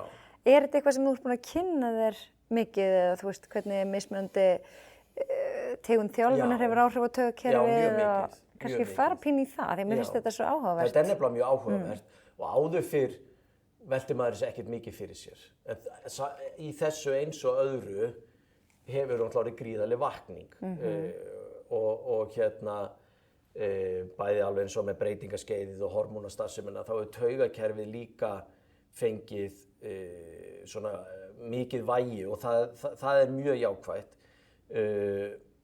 og hérna og það er í rauninni svolítið svona, þetta er margþætt, þetta er svona eins og, þegar nú vinn ég með mikið af fólki og ég fæ mikið af gögnum sent, þú veist, púls og svona, og fólk er rosalega mikið af áhyggjur af því hvað púlsinn minn er hár. Þegar það lýkur einhverju æfingu, er hann réttur, er hann rangur, þú veist, var ég að uppfylla það sem þú ert að vonast til þess að ég var að sýna þér svo framvegis, sko. En eins og ég segi alltaf við fólk, þetta er allt saman bara viðmið. Það hvað til dæmis er svo með púlsina því að það er svona í rauninu bein afleiðing af taugakerfinu. Ef þú ert nýkominn af fundi, erfiðum krefjandi fundi, setur þú púlsúrið og fer út að hlaupa, þá er mjög líklegt að púlsinn sýnir miklu að hærra heldur en hann hefði kannski gert í gær. Þú varst búinn að vera að horfa heima og horfa slökun og á Netflix og svo framvegis. En formið þitt hefur ekki breyst neitt á þessum sólarhring, skilurðu mig. Sama gildur ef þú ferð kaffi rétt fyrir æfingu, þú ert að augra taugakerfinu þannig að púlsinn mun ekki sýna rétta mynd. Það er svo margt sem hefur áhrif. Sefur illa eða raukst út af heimilinu að þú þurftir að drífa það á æfingu og hérna, það er svo margt sem hefur þarna áhrif. En það er svona, það sem mér finnst mjög áhugavert með taugakerfi, það er líka hvernig svona, að því að við vorum að tala burnout, það er í rauninni ótrúlega mikið viðbúin að keyra taugakerfið umfram. Og við erum ekki að næra taugakerfið og það er vinna að ná taugakerfinu, það er gríðarlega vinna og við fáum ótrúlega mikið til okkar af fólki sem er í rauninni með sko yfir þanið taugakerfi og tekst illa að ná því niður. En það er vinna og það er bakslag á leiðinni. Það er það kannski að skipta um tegund þjálfunar? Já. Það er eitthvað rólegri æfingar eða? Rólegar æfingar hjálpa en það má samt ekki gleyma því að maður, þú veist, þá er gott að taka kannski rólegri æfingar, þú veist, allt svona sem er hitt og það kannski, það sem skiptir mestu máli það hversu löng æfingin er. Okay. Skilurðu mig? Þú veist, við getum ekki tekið einstakling sem er vanur að vera með mikið æfingálag og sagt, nú hættir þú þessu, af því að það er í rauninni ekki eins og með margt annað, við getum ekki bara sett bannmerkið á það. En við getum hins vegar sagt okkur, nú fer þú 60 mínútur í ræktina, þú ætlar að lyfta og síðan máttu taka smá lotur í 8 mínútur. Þessi einstaklingur kannski var vanur að taka lot í 60 mínútur. Þetta gríðarleg breyting fyrir taugakerfið. Lotur þá hærri ákefð? Já, hærri ákefð, þú veist, interval, þú veist, IMOM, AMRAP og allt þetta sem við ræðum, skilur, en svona lotur, já, þess að þú ert að keyra púlsinn rosalega hátt upp, að það fyrsta sem að rauninni gerir ok, nú, þú veist, þú ert vanur eða vön að æfa í 60 mínútur, ekkert mál, við ætlum bara ekki að æfa á svona hárri ákefð í 60 mínútur. Við ætlum bara, þú veist, lyfta, við ætlum að vinna á lægri ákefð í 45 mínútur og síðan færðu smá útrás, 8 mínútna ákefð. Þetta gerir það verkum að taugakerfið, þarna ertu strax eiginlega búin að vinna fyrsta leikinn, að breyta æfingaprógramminu. Og síðan það náttúrulega bara svefnin og taugakerfið, og þú veist, hvernig erum við í orkudrykkjónum, erum við að drekka mikið kaffi eftir klukkan 2 á daginn eða yfir höfuð bara erum við að drekka mikið kaffi, svo kannski saman hvenær það en það fullt sem við getum gert til þess að róa taugakerfið niður, alveg svo þetta bara með þakklæti, þetta róa taugakerfið, öndun, róa taugakerfið og ég fann að tileinka mig bara til dæmis þegar ég situr tölvun á daginn að vera alltaf bara að draga inn og út nefið. Því að taugakerfið á mér var á tímum alveg í rusli og ég þurfti alveg að vinna vinnun upp á nýtt, sko. Þannig að svona, en það reynist oft fólki ótrúlega erfitt að breyta þessu af því að, þú veist, og sér koma bakslögin eins og við þekkjum oft þetta rauninni að fara svona með taugakerfi getur maður sett undir veikindi. Þannig að þú veist, þegar kemur síðan bakslag, fólk búið að leggja inn ótrúlega mikla vinnu, þú veist, búin að minnka æfingaálag, það farið að reyna að hvíla sig meira, til dæmis með hvíldarlotum, ég veist oft gott þetta hvílda án svefns. Það að segja því að fólk sem með svona taugakerfi sem undir svona mikla álagi þá ekkert endilega auðvelt með að sofna eða sofa mikið. En það að taka hvíldarlotur hefur ótrúlega góð áhrif, til dæmis bara það sem maður hvílir sig í 10 mínútur upp í sófa og hlustar á góða tónlist eða eitthvað sem fær okkur til að slaka á. Allt þetta hjálpar. En síðan getur komið bakslag þar sem að fólk einhvern veginn leggur inn ótrúlega mikla vinnu í heila viku og finnst það einhvern veginn í háfúski, ég fann að upplifa smá mun sem kannski vaknar að daginn eftir og taugakerfið í botni. Og þá verður til bakslag að fólk einhvern veginn missi móðinn, en þetta bara mikil vinna eins og allt annað. Þetta svona eins og þegar það tók kannski 10 ár að fara með taugakerfið á þennan stað, þannig að það ekki mikla líkur að við náum þessu niður á viku. Þetta margra ára prósess og það svona oft miðað við það að þeir sem að lenda í miklum áföllum og það getur tekið alltaf 2 ár. Já, maður hefur heyrt það. Já, svona 6 mánuður upp í 2 ár og það svolítið vinna og þetta erfiðast í byrjun og ég skil það bara ótrúlega vel af því að þú veist, svona taugakerfi sem á þessum stað, þessu fylgir líka kvíði sem síðan getur leitt af sér þunglyndi og svo framvegis. Þannig að þetta margþætt, en mér finnst þessi fræði ótrúlega skemmtileg og þau hafa náð mjög mikið til mín og mjög gaman að vinna með fólki tengt þessu, af því að fólk tengir oft ekki þetta við taugakerfi. Það finnst það bara svona vera óvenjulega ört í dag eða þú veist skilur það vaknar allt súrt í líkamann og maður skilur ekki hvað í gangi þungt höfuð eða alltaf þreytt og svona en gleymir svolítið að setja stóru myndina þú veist hvað ég búin að vera að gera og þú veist og ég segi oft líka svona við fólk sko þetta með að þú veist þú er líka að hugsa tilbaka því að fólk það þetta með kröfunar og við erum svo dásamlega bæði sem einstaklingar að segja líka þetta íslenska element að því fólk kemur fer á æfingu morgun bara gekk ekkert upp sko og það skrifar og þetta var bara ömulega æfingum og segja ok, prófum okkur aðeins, hvernig svafstu?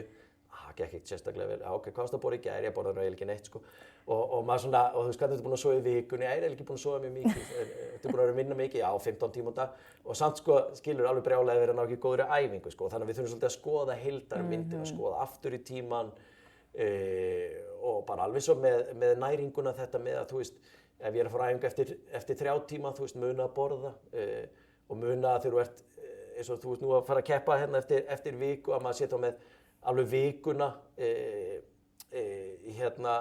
planað undir það hvernig ætla ég að hvíla mig, hvernig ætla ég að næra mig og svo framvegis. Því að það ekki þannig að líkaminn bregðist bara akkur á deginum við því af því að maður var svo duglegur þá sko. Maður þarf að leggja inn í bankann. Maður þarf að leggja inn í bankann, hvort sem það hvíldin eða æfingarnar eða næringin, að þú veist, þetta alltaf afrakstur af ótrúlega mörgum þáttum. En það ekki þannig að við getum bara svona hérna á laugardegi vakna og sagt, nú þarft þú bara að performera sko. Og það akkurat í dag sem þetta á að virka. Þetta er vinna yfir ótrúlega langan tíma. En mér finnst þetta með taugakerfi líka svo áhugavert. Ég þarf örugglega bara að fá einhvern í viðtal sem maður bara algjör sérfræðingur bara í þessu, bara almennt tengt heilsu, því að sko svona persónuleg reynslu, þú veist, þá hef ég verið að upplifa rosa mikið svona taugakerfis bara flögt, þú veist, ég hef bæði finn það, þú veist, nú er ég ekki búin að vera með Garmin, nú er ég með á mér viljandi í viku, bara til þess að hlusta betur á líkamann, af því maður fer ofta að skoða einhverja tölur, ég elska Garmin-úrið mitt, allt það, en maður vil heldur ekki stóla of mikið á það, af því ég var alltaf að fylgjast með HRVAF og það var bara stundum í rautt í einhverja daga og svo fór það upp og eitthvað svona, og þetta gerist rosalega oft sko á haustin hjá mér, og þetta er ógeðslega skrítið, ég veit ekkert af hverju, fyrsta skipti reynda gerist þetta eftir Laugaveginn, þá hljópi fyrir 2 árum, og þá kom svona fyrsta svona stóra dívan mín. En ég held þetta hafa alveg gerst áður, maður bara vissi ekki af því. Og ég var búin að heyra einhvers staðar að áföll geta triggerað breytingaskeiðis og ýkt breytingaskeiðis einkenni. Og það var það sem gerist hjá mér. Þau fór allt í einu bara að verða bara ábyrgandi og ég tengi taugakerfis þreytuna mína rosalega við hormóna starfsemina. Akkurat. Og það er nefnilega mitt... Þetta er svo breiðvirkt og það er líka þetta með taugakerfi lætur okkur alveg vita sko, en það er líka þegar við förum að þú varst að tala um þetta með snjallúrin sko, þetta er svona eins og þegar fyrsta sem fólk gerir á morgnana er að kíkja á úrið, hvernig svaf ég? Í staðinn fyrir að hlusta líkamann. Í staðinn fyrir að hlusta, þú veist, hvernig vaknaði ég, þú veist, líður mér vel og oft á tíðum er kannski úrið bara, þú veist, þér vantar að hvíla þig betur, þú bara hefur sjaldan verið hressari. Og öll tækni er náttúrulega endanum bara X nákvæmlega. Ef það stendur excellent og þú ert alveg hundreittur. Já, akkurat. Og ég veit ekki einmitt nákvæmlega. Og þú veist, ég veit ekki hversu oft maður hefur líka fengið hérna úrið mælti með ég myndi hvíla en ég fór samt á æfingu bara þetta var mín besta æfing. Eða úrið segir þú er að fara á æfingu núna þetta var bara ekki að fara að gerast. Þannig að þú veist, það er líka þetta með að við hlustum á okkur. Og líkaminn er svo magnað fyrirbæri, hann lætur okkur alveg vita, sko. Hann gerir það, sko. Og við erum líka ótrúlega duglega að hundsa einkennin, hundsa verki, viðbrögð og allt þetta. En einmitt þetta með taugakerfið, mér finnst þetta er svo áhugavert af því að þetta hefur áhrif á svo margt eins og þú varst að segja, þú veist, þetta hefur beintengt áhrif á, til dæmis eins og fáir tengja við, til dæmis þegar fólk lendir í burnout eða bara þú veist það sem að taugakerfið fer yfir, þetta með stóðkerfisvandamál sem að fólk einhvern veginn bara kannski eðli málsins samkvæmt, sér ekki samhengi í en þarna er bara alveg gríðalegt samhengi, þar sem að bara í rauninni allt stóðkerfið, þú veist, öll vöðvaþreyta verður margföld, liðaverkir verða margföld, þú veist, og svo framvegis. Þannig að, þú veist, þetta er svo ótrúlega margt þetta, það er náttúrulega hægt að hafa í rauninni eins og þú segðir áðan bara heilan þáttum taugakerfið og hvaða áhrif það hefur og hérna, en þetta er ótrúlega áhugavert svona og ég held að ef eftir að vera mikið meira tengt þessu og þetta er náttúrulega líka það sem að íþróttafólk sérstaklega fyrir alltaf að vera meira og meira meðvitað þú veist, hvernig er ég að æfa út frá mínu taugakerfi, skilur. Já, og gera svona, þú veist, active recovery daga. Já, akkurat. Og active recovery er mitt frábæri leið til að þegar álagið hefur verið mikið að taka active recovery og hvað er það? Það er að létt hreyfing ekki með mikilli ákefð. Göngutúr eða eitthvað. Göngutúr, léttur hjólatúr, bara hvað það er. Af því að löngunin í að hreyfa sig getur verið til staðar en líkaminn er samt ekki tilbúin í það. Og það er líka þetta með að róa taugakerfið eftir æfingar. Þú veist, þú ert kannski komin úr æfingu það svo mikil ákefð og síðan ætlar bara að drífa upp í bíl og heim í staðinn fyrir að gefa þér svona cool down process til þess að róa taugakerfið, róa hjartsláttinn og svo framvegis. Það er ótrúlega margt sem við getum gert. En þetta er svona líka eitt af því sem að mér finnst vera að koma sterkara og sterkara inn. Þú veist, fyrir nokkrum árum var næring hjá sem svona hluta af afkastagetu sem betur haldið áfram að vera mjög virt og síðan er að taugakerfi núna og síðan er að breytingaskeiði, þú veist, hvenær er út frá breytingar svona tíðarhring kvenna, hvenær er best að æfa og svo framvegis, þannig að þú veist, það er ótrúlega margt og það er það sem gerir þetta líka svolítið skemmtilegt, þennan svona heilsu bransa ef orðum að þannig, þú veist, þetta er svo gríðarleg vakning á mörgum stöðum og það er ótrúlega gaman. Þú talaði líka hérna orðið mildi áðan. Já. Ég nefnilega, sko, því að fólk spyr mig oft hvernig náðu þú þér upp úr þínu krassi, því ég krassaði fyrir 4-5 árum eða eitthvað. Já. Og hérna, ég vissi í raun og veru ekkert hvað ég var að gera en núna því ég hugsa tilbaka, þá fór ég bara að sýna mér meira mildi. Já. það var bara það sem gerðist. Já, akkurat. Og ég fór bara að ganga rólega göngutúra í staðan fyrir að fara á crossfit-æfingar. Akkurat. Því að taugakerfið þoldi það ekki á þessum tíma. Það var bara of mikið fyrir taugakerfið akkurat þarna. Akkurat. Alls konar hlutir sem maður svona, ég held maður verði bara einhvern veginn að það er ekki til einhver ein handbók, ekki svo vel. Svona átt þú að gera til að ná þér upp úr.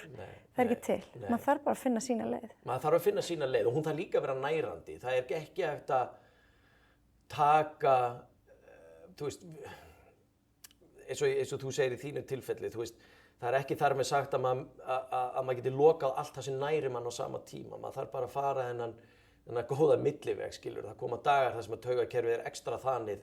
Og þá er þetta dagurinn sem ég fer í göngutúrin og síðan eru dagar þar sem ég get leyft mér aðeins meira og þá leyfi ég mér það sem í grunnum mér finnst ótrúlega gaman að taka kannski smá crossfit-æfingu eða eitthvað.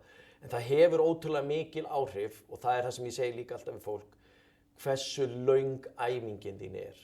Og það er oft talað um 45 mínútur, þar sem að eftir 45 mínútur þá fer í rauninni líkaminn að erfiða. Þá þarf það að fara mikið að hugsa þú veist, svona ekstra huga mikið af næringunni eða hvernig ætlar að spila úr álaginu sem framundan er. Þannig að þú veist, og fólki finnst þetta á skrítið, þessi munur á 45 eða 60 mínútna æfingu, en þegar ég fer að vinna með fólk og gera þetta, það er ótrúlega mikill munur. En þá ertu svolítið að meina æfing sem er á ákefð. Já, þá er ég að tala um æfingu sem er á ákefð. Af því nú er ég til dæmis í ólympískum lyftingum og ég þarf bara að taka rosa langa hvíldir á milli setta, ég myndi ekki ná að klára 45 mínútum. Nei, það er akkurat það sem þetta er. Þar er líka komið allt annað. 2 tíma lyftingaræfingin er náttúrulega ekki það sama að vera síðan 2 tíma hlaupaæfing. Það orkuþörfin og álagið á allan líkamann er náttúrulega allt annað. En þetta er meint svona sérstaklega eins og ég segi, þú veist, þegar ákefðin er mikið eða hlaupara sem eru vanir að vera að hlaupa 2 tíma og maður þarf að vinna, þú veist, sem eru kannski komnir út í svona ákveðin vítahring og mikið álag og mikið stoðkerfisvandamál og liggja í miklu meiðslum.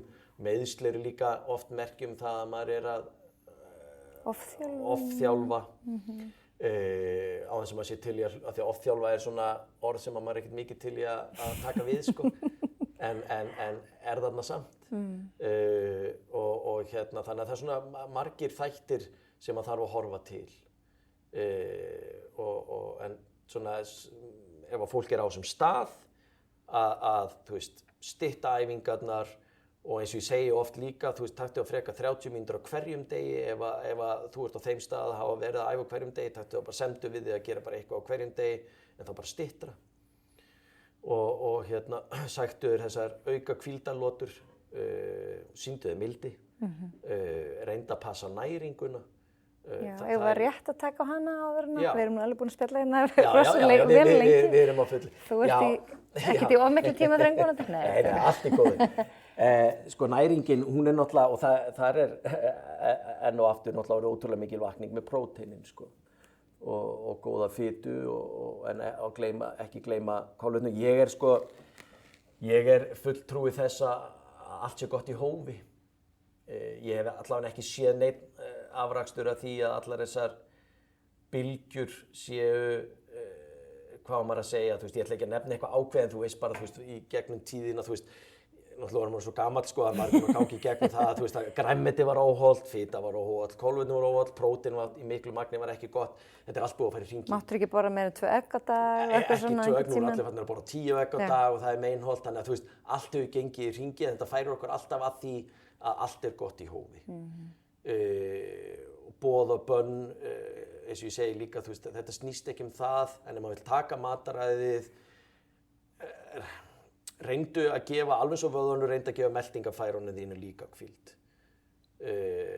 Hvort sem fólk kýsa að kalla það föstu eða ekki, ég er ekkert á því, en mér finnst, og það var mikill lærdómur fyrir mig, að því ég var einn af þeim sem að var, þú veist, kemur sveit, sko, hann var morgunmatur, morgun kaffi, hádegismatur kaffi, það var kvöldmatur, kvöld kaffi, þannig að það var bara svona 8 máltíðir á dag.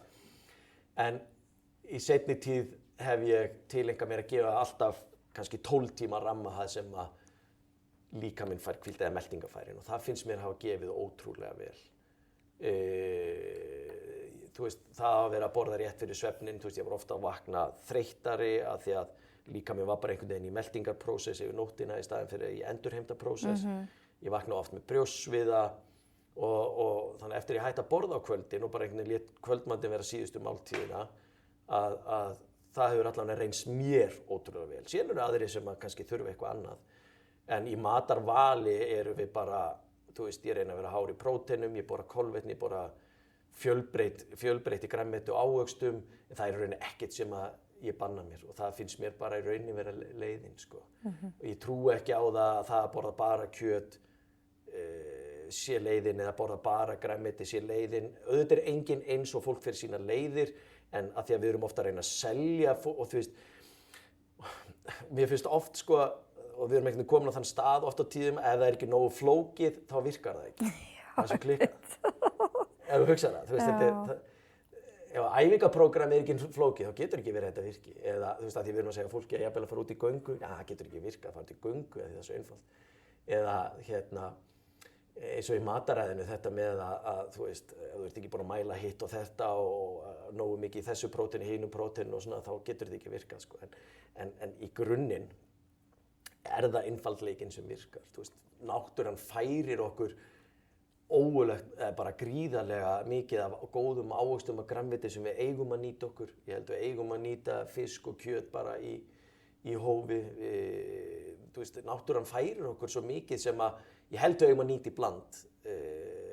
Ef fólk kýs að vera bara á kjötvagninum eða bara á grænmetisvagninum, þá auðvitað er það ekkert mál, en svona út frá mér persónlega að þá hef ég alltaf, og út frá mínum viðskiptavinnum, þá er það fjölbreytileikinn sem að gildir og það er áhugavert, sko, að oft þegar maður fæ til mín fólk að þá er það einhvern veginn svona og þegar við tökum upphafsvitu þá er einhvern veginn fólk afsakað að sé ekki á ketovagninum eða grænmetisvagninum eða eitthvað, því að það finnist svona einhver skömm af því að það bara borði venjulega. Það finnst mér alveg galið. En þetta upplifum við mjög sterkt. Af því að fólk sem að segja svona, já, eru þið eitthvað að skoða mataræði fólki? Já, ef að fólk kýsa þá getum við alveg tekið það með inn í þjálfunina. Já. Já, ok, já, en er ég einhverjum svona, þú veist, einhverjum ákveðin, nei, við tökum bara fjölbreytnina umfram allt og það bara svona, ó, já, Jesús, skilurðu. Guðslefandi fegin að sé einhver hann úti sem að kýsa að fara þá leið, sko. Og ég held þetta sé líka svona í æfingum, æfum fjölbreytt, borðum fjölbreytt, hvílum okkur, hugsaum andlegu heilsuna og bara sýnum okkur mildir þegar þannig er. Það finnst mér enn og aftur þetta með mildi af því að ég fæ svo mikið af fólki til mín sem að er einhvern veginn og bara þakkar fyrir að maður kendi þeim mildi af því að við erum svo ótrúlega dugleg að segja við séum aldrei að gera nóg en við erum samt að gera meira en flestir, skilur. Og hvort sem það er í námi, vinnu eða annað, þú veist, bara... Finnst þér það algengari á Íslendingum en Dönum? Já, af því að við höfum þetta element. Þetta er eitthvað dugnaðar... Þetta er bara þetta dugnaðar element, víkingar element sem er svolítið svona, það getur reynst ótrúlega vel og þess vegna erum við jafn góð í svo ótrúlega mörgu eins og við erum. En þetta getur líka verið ótrúlega svona óvinnur okkar, af því að við gerum svo rosalega mikla kröfur á okkur að við nánast gleymum því að vera mannleg, sko. Og þú veist, nú eins og ég segi, ég hef unnið með íþróttafólki sem að hálaunuð íþróttafólki sem gerir ekkert annað en að sofa, borða, æfa. Þau eru alveg að takast á við sömu vandamál og við hinn sem vinnum fulla vinnu, erum að reyna að æfa þegar við getum og svo framvegis. Þannig að þú veist, þessi glamur ímyndi í einhverja átt, þú veist, og endanum erum við bara öll mannleg, okkur langar bara að vera hérna og fá að lifa, þú veist, heilsusamlegu lífi, standa okkur eftir bestu getu og svona, og þetta bara mildi að þú veist, gera ekki of mikla kröfur á okkur sama hvar við erum í þessu öllu saman, að átta okkur á því að við erum bara öll að gera okkar besta, sko. Ég ætti allavega að fá að trúa því, sko. Það er þannig. Það er geggjað. Það er svo geggjað. Já. Hafa trú á, já, og bara, það er náttúrulega skipt samt mestu máli að allir hafi trú á sjálfum sér. Já, það er lykillinn og átta, eins og ég var að segja áðan, þetta með átta sig á því að við erum að gera fullt, en okkur finnst við samt aldrei að vera að gera nóg. Skilurðu mig? Þú veist, það er allir í botni, alla daga, alltaf, en við erum samt einhvern veginn að hafa áhyggjur að við séum ekki að gera nóg. En það er allir að leggja sig eins mikið fram og þeir geta, en alltaf með samviskubiti yfir þeir geti ekki gert meira. Þetta endar alltaf bara einn veg, sko. Hvernig snúum við svo við? hugafarsbreyting mikið, taka okkur kannski færri verkefni og ef það mikið að gera, þú veist, og líka horfa á allt í tímabilum. Þú veist, alveg eins og núna fyrir Tindahlaupið, það ótrúlega mikið að gera. Ég verð að horfa á það sem tímabil, ekki eitthvað sem að verður ævinni á enda eða, þú veist, ég vil líka geta hort á að þú veist, ótrúlega búið að vera mikið að gera núna, þá kannski kemur minna í næstu viku og þá bara fæ ég tíman til þess að, þú veist, fá orkuna mína tilbaka, en ég ætla ekki að fara, þú veist, hvað maður að segja, svona berja mig niður fyrir það, ég sé ekki að sofa nógu akkurat núna og svo framvegis, bara sýna mig mildið, þú veist, þetta er endanum bara tímabil, þannig að þó ég sé ekki að borða 100, eða þú veist, eins og ég er vanur að vera að gera, eða sofa jafn mikið og ég er vanur að vera að gera, eða æfa jafn mikið og ég er vanur að gera, þá er þetta bara tímabil sem gengur yfir og síðan kem ég heim eftir viku og þá bara fer ég í mína rútínu aftur, sko. Ég held að sé svolítið þetta hugafar og þú veist, þegar mikið að gera í vinnunni og þú getur ekki sinnt æfingunni þínu nákvæmlega mikið þið langar eða matarið er ekki alveg eins og þið langar að sé, bara svona þú veist, horfa á þetta sem tímabil. Og ef að tímabil orðið 1 ár þá kannski komin tíma á að fara að skoða það. Af hverju tímabil er svona langt, sko, það er hins vegar hin hliðin. Einmitt, ég tek oft dæmi, sko, við fólk, þú veist, ef það springur á dekki á bílnum þínum, þá fer það ekki að sprengja hin fyrir líka, en við erum að gera það við okkur sjálf. Já, akkurat, við erum svolítið í þeim prósess, sko. Að einmitt, þetta er mjög gott dæmi, sko, bara svona, enn og aftur þetta með mildi og mér finnst bara einhvern veginn í nútíma heimi að það verði alltaf meira og meira virði, sko. Og þar kemur náttúrulega hreyfingin ótrúlega sterk inn og sem betur fer líka margir vinnustaðir farnir að leggja rækt á það að andlega heilsan skiptir jafn miklu máli og líkamlega heilsan, hvernig þetta þrífa sem starfsmaður og þá er það náttúrulega komið út í aðra umræðu, sko, en mikið af fyrirtækin sem eru komin þangað að þú veist, svona leggja mikið upp úr því að starfsmenn séu að njóta sín. Já, séu heilsueflandi vinnustaðir. Séu heilsueflandi vinnustaðir, akkurat, leyfa fólki að æfa í hádeginu eða tryggja þessi góðu matur í mötuneytinu eða það er margt sem að, þú veist, eða það, þú veist, erum við að hittast í jóga einu sinni í viku, já, bara allt þetta sem hægt er að gera, sko. Og það er síðan, þú veist, enn einn anginn út af fyrir sig, sko, hvernig við svona sem samfélag getum tryggt á okkur öllum líði vel, sko. Og bara svona einmitt, og vera bara góð við hvort annað, sko, þú veist. Ég segi oft, sko, ég vona að ég megi segja þetta, sko, en ég hlusta á viðtal við Pink, söngkonuna, og hún er svolítið svona bara, þú veist, mér finnst hún töff típa, sko, og hún er svona, og hún sagði bara, þú veist, legðu þig bara fram við að vera ekki fáiði. Já.